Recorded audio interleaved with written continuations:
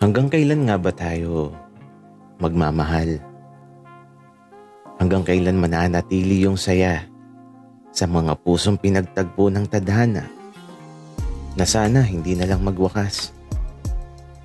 Kung pwede lang sanang di na matapos ang lahat. Kung pwede lang sanang pigilin ng oras na sa bawat sandali ay tuluyang lumilipas.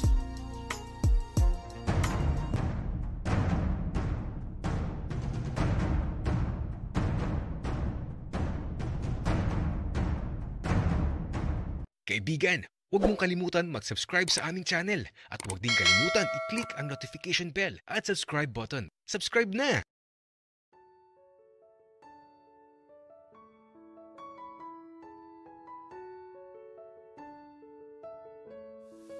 Naramdaman ko na nagselo si Eddie dahil doon sa tricycle driver. Wala daw kasing panukli.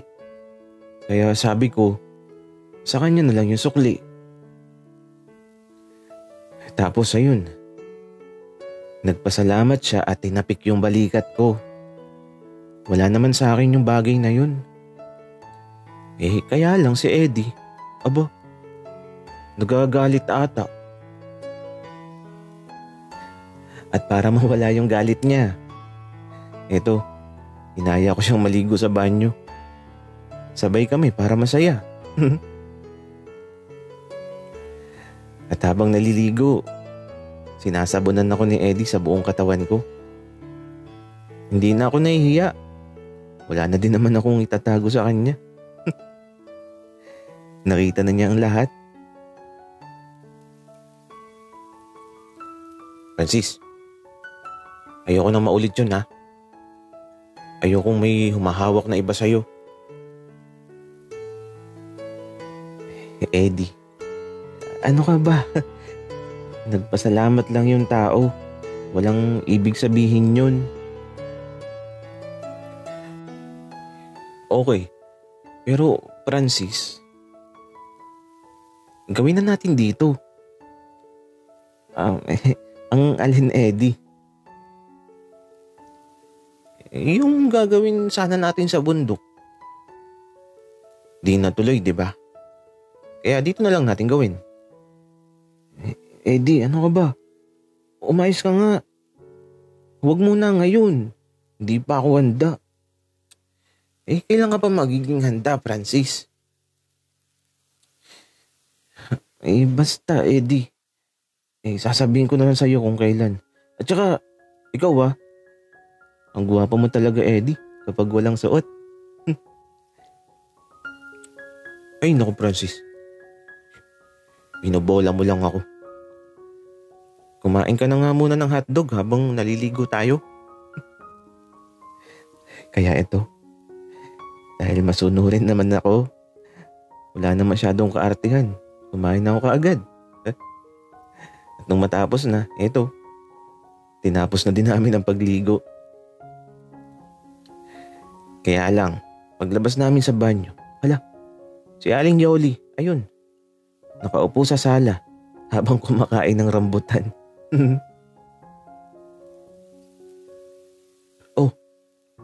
Mga bata, sabay pala kayong naligo. Kaya pala ang tagal.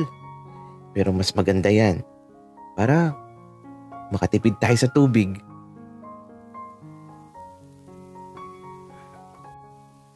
Aling Yoli, nagpahilod kasi ako ng likod kay Francis. Ganun ba, Eddie? Okay yan. At saka, ang tamis ng rambutan na dala nyo. Buti naman po, Aling Yoli, at nagustuhan nyo po. Eddie, iho. Mahilig talaga ako sa prutas lalo na kapag matamis. O siya, magbihis na kayong dalawa at maghahanda na ako ng hapunan para makakain na tayo. Kaya naman, nagbihis na kami kaagad ni Eddie. At inayos ko lang muna yung sarili ko. Naglalagay na ako ng skincare para diretso tulog na lang mamaya.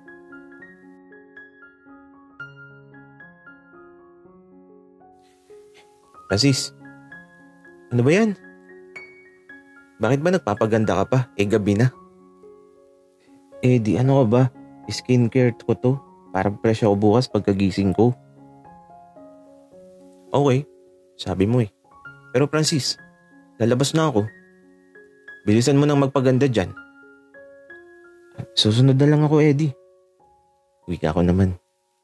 Kaya ito, paglabas ni Eddie, pinagpatuloy ko na yung skincare ko. Kaya lang, ano yun? Parang may naririnig ako. Napatigil ako sa ginagawa ko. Tapos ito, sumilip ako sa may bintana. At aba, ano yung naririnig ko? Parang may kuting kung saan. Kaya ito, lumabas ako sa silid tapos sinundan ko kung saan nagmumula yung tunog ng maliit na pusa. Hanggang sa ito, lumabas na ako sa dormitoryo at nakaabot na ako sa kalye. At aba, mula doon sa may poste ng ilaw, may nakita ako sa kanal. Kaya nilapitan ko kaagad. Hala, nakakaawa naman. Kasi naman, may nakita ako dito na maliit na pusa na kulay itim na naglalangoy sa kanal. Nakakaawa talaga pero ang cute niya. Itim na itim ang kulay. Kaya ito, kahit mabaho dinampot ko yung pusa at tumakbo na ako pabalik sa dormitoryo. Liliguan ko kasi yung maliit na pusa. Tapos aalagaan ko. Kaya ito, pagpasok ko sa gate, sinalubong ako kaagad ni Eddie. Francis, saan ka ba galing? Kakain na tayo. At saka ano ba yung dala mo? Ang baho. Amoy kanal. Daga ba yan? Diyos ko, magagalit si Aling Yoli. Bakit ba nagdadala ka ng daga dito? Pusa to, Eddie. Napulot ko sa kanal, alagaan ko. Pusa ba yan? Bakit ganyan, Francis? Ang baho. Papaliguan ko naman, Eddie, para mabango. Samahan mo ko sa likod ng dormitoryo. Kaya ito, nagtungo na kami dito sa likod ng dormitoryo. At dito ko pinaliguan yung pusa na napulot ko. At aba, hindi pala kulay itim ang pusa. Kasi habang pinapaliguan ko, naging kulay puti tapos, ang cute. Kulay yellow at blue ang mata. Magkaiba yung kulay. Kaya naman, ang ipapangalan ko sa kanya ay si Tentacles.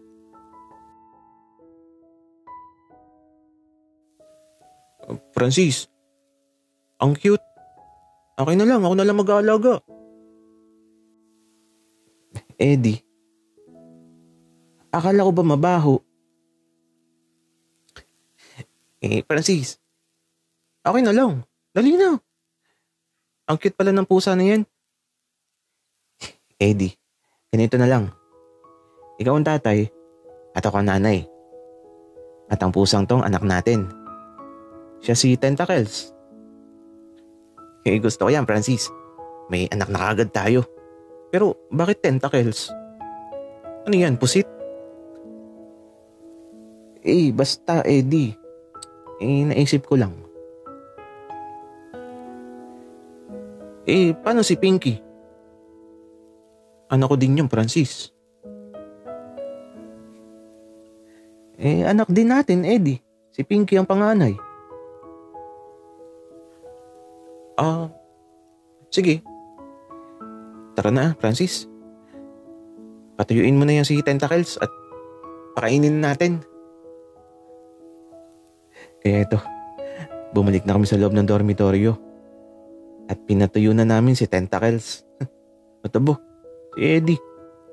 Kinuha na si Tentacles at niyayakap at hinahalikan pa.